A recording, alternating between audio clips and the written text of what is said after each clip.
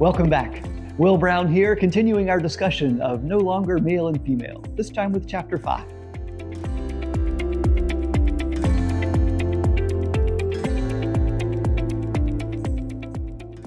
A few years back, one of the places where I worked had name tags for all of its employees. My name badge that I wore every day said, Will, he, him, chaplain, because I was a chaplain there and because my pronouns are he, him. It was interesting seeing how different people responded to those name badges.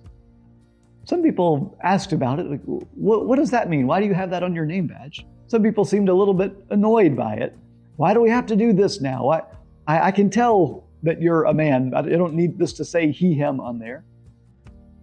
Others seemed to appreciate it, seemed to appreciate the effort that was being expressed to include people whose pronouns may be different. Most people, though, just ignored it because this was on everyone's name tag, and that became a standard part of the name badges that employees wore there. Your pronouns were with your name, and that was that. I wonder sometimes, though, how those reactions might have been different, how the comments I received might have been different if instead of saying he, him, my name badge said they, them, or something else. I wonder what kind of comments non-binary people have to face every single day when they share their pronouns or when someone isn't quite sure what to make of them. More and more people have begun using they as the pronoun that is the right pronoun to use for them, the one that they claim for themselves, not he or she, but they.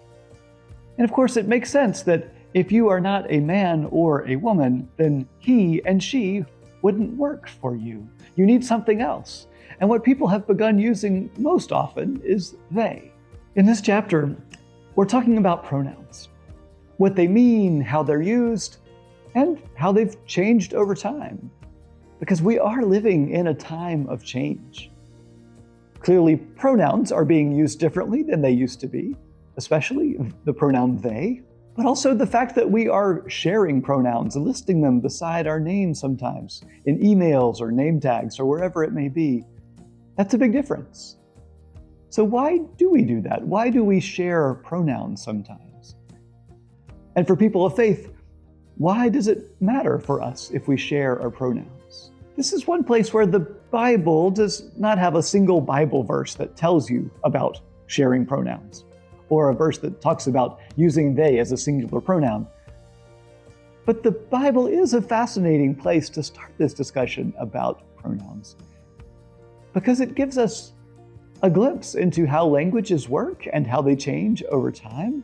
I hope you'll forgive me in this chapter for nerding out a little bit about Hebrew and Greek and older versions of English grammar.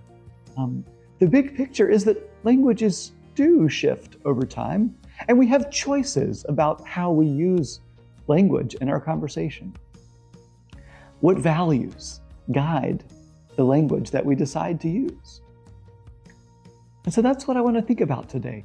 When it comes to using they, them pronouns, or about sharing pronouns, or whatever else may seem a little strange and new about pronouns today, what values do you keep in mind when you're deciding what to do? I hope that you, whether that's you singular or you plural, I hope you find this chapter a helpful place to start a conversation about pronouns today. And I hope it's a good discussion. So until next time, take care.